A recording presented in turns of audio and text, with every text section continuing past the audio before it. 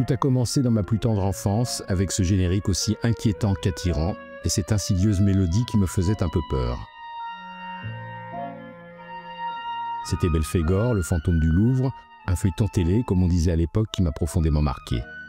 Et c'était, sans le savoir, ma première rencontre avec Antoine Duhamel, en tout cas avec sa musique, qui parfois devenait plus abstraite et plus terrifiante encore.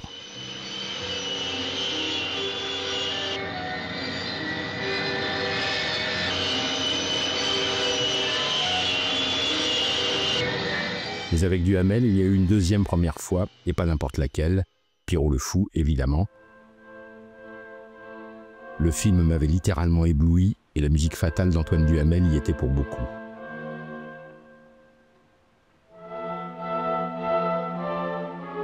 Son lyrisme intense et moderne m'avait transpercé pour toujours, en particulier dans cette traversée de la Durance en compagnie d'Anna Karina et de Jean-Paul Belmondo. Je ne l'ai jamais oublié.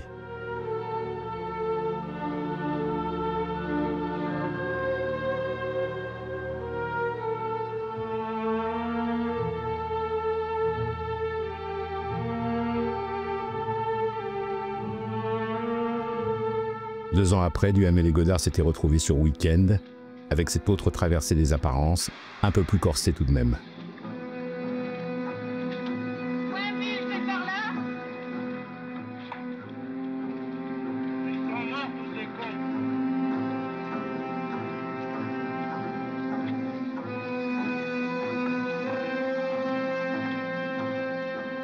Après ça, j'étais vraiment heureux de retrouver la place de Clichy, et comme Jean-Pierre Léaud, de rentrer chez moi au son de ce thème d'une beauté nostalgique.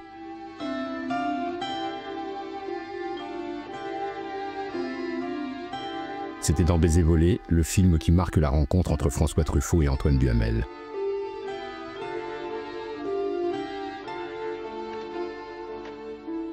Et dans Baiser volé, j'aimais aussi énormément le chant de cette sirène qui annonçait l'arrivée d'une vraie déesse, Delphine Seyrig, alias Fabienne Tabart.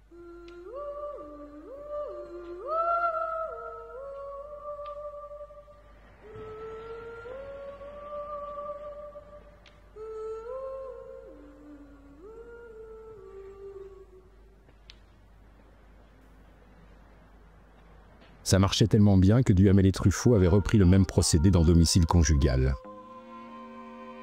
Une voix céleste associée à l'amour naissant entre Antoine et Kyoko, ça marchait tout aussi bien.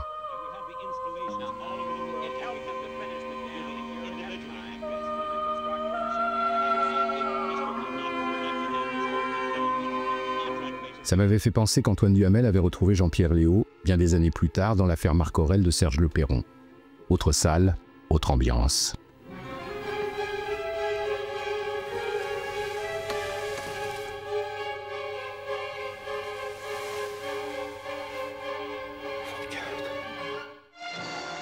Sinon, dans le parcours Duhamel-Truffaut, j'aimais énormément le lyrisme douloureux et tendu de la musique de la sirène du Mississippi, et tout particulièrement sur cette séquence dans laquelle Belmondo tente d'exorciser ses démons par le feu.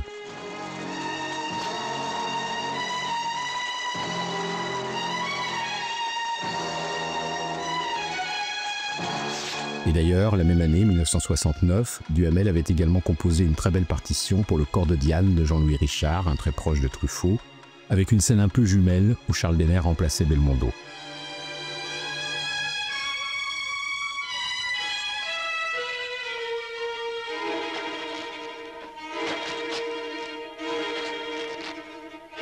Bon, Duhamel et Truffaut, c'était encore ce concerto pour mandoline de Vivaldi, arrangé et dirigé par Antoine Duhamel, dans L'Enfant sauvage, ça me plaisait bien aussi.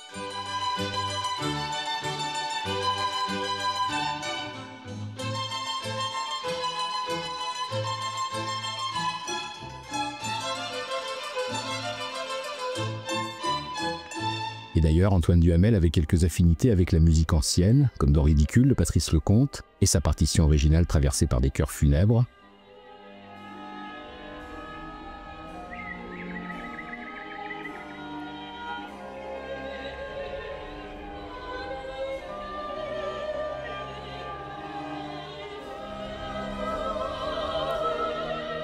Des chœurs que Duhamel avait magnifiquement fait sonner dans Que la fête commence de Bertrand Tavernier, où le réalisateur avait exhumé des partitions du régent Philippe d'Orléans dont Antoine Duhamel avait fait un magnifique enregistrement.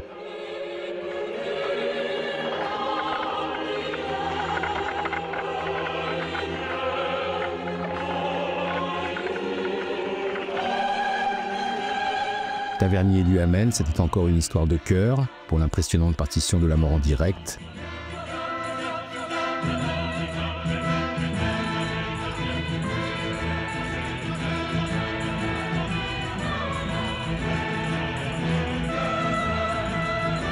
Mais Duhamel et Tavernier savaient varier les plaisirs, avec cette musique délicate, un peu jazz, dandadi nostalgie.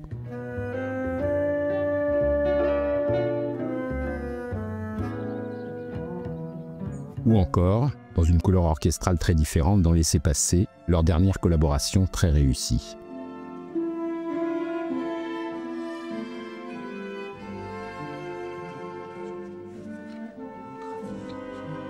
Mais pour moi, en dehors de Godard, la plus belle collaboration de Duhamel, c'était celle qui le liait à Jean-Daniel Paulet, avec l'immortel Méditerranée, leur premier film en commun, et sa musique fascinante que j'adorais.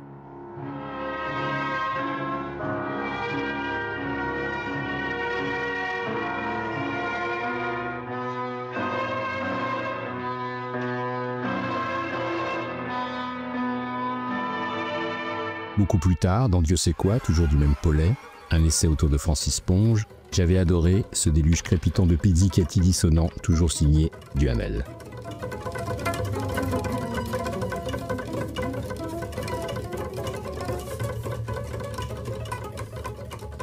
Duhamel que Paulet avait filmé dans Contretemps, avec son look de professeur Nimbus et son amour pour Gershwin, j'adore.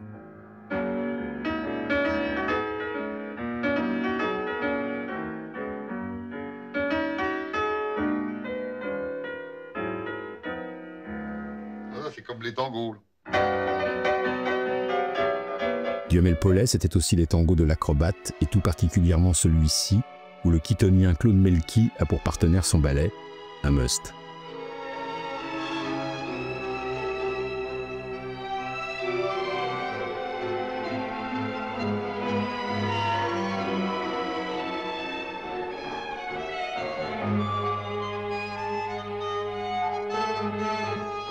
Peu après, j'avais d'ailleurs retrouvé un des tangos de l'acrobate dans La Tortue sur le dos de Luc Béraud, avec un Jean-François Stévenin assez perplexe.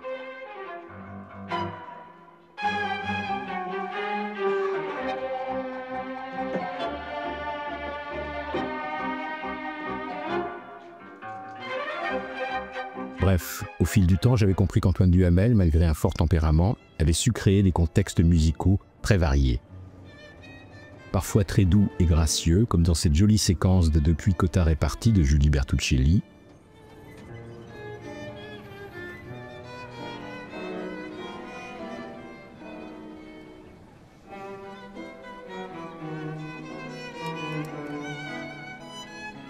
Mais aussi plus insinuant dans La question de Laurent Henneman, d'après le grand livre d'Henri Alleg.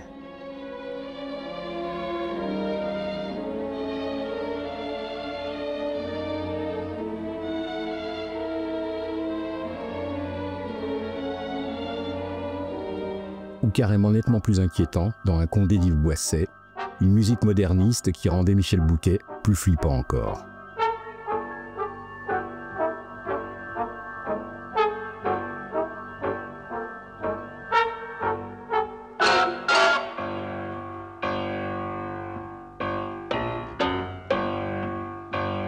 Dans ce registre assez dissonant, Antoine Duhamel excellait pour mon plus grand plaisir, notamment dans Roger la honte de Ricardo Freda et cette scène de cauchemar en forêt.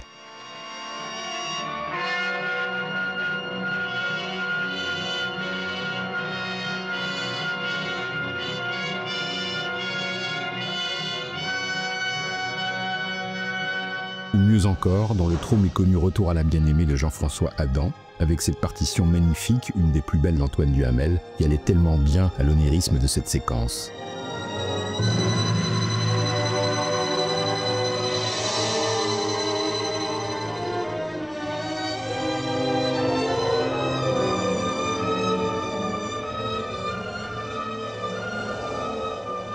Dans le genre cauchemar et saturation musicale, j'aimais aussi énormément cette séquence assez effrayante du singe fou de l'espagnol Fernando Trueba, un drôle de film avec Jeff Goldblum.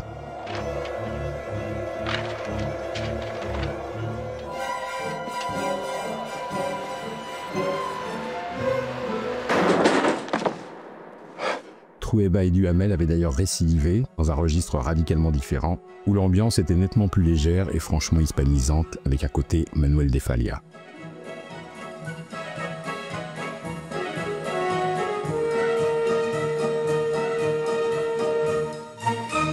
Cette petite touche hispanique m'avait fait tout à coup penser à cette séquence de corrida plutôt improbable avec les Dupont, D et T, en torero, et cette musique franchement inattendue de la part du grand Antoine Duhamel qui savait décidément tout faire.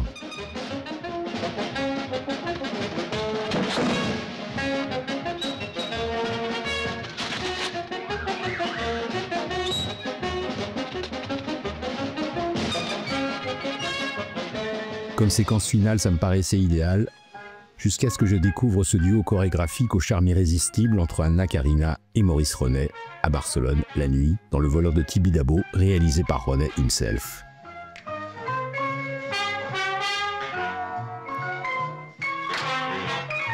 J'étais heureux de découvrir Antoine Duhamel en compositeur de comédie musicale. C'était inattendu et c'était un vrai cadeau que je vous offre avec plaisir en guise de revoir gracieux.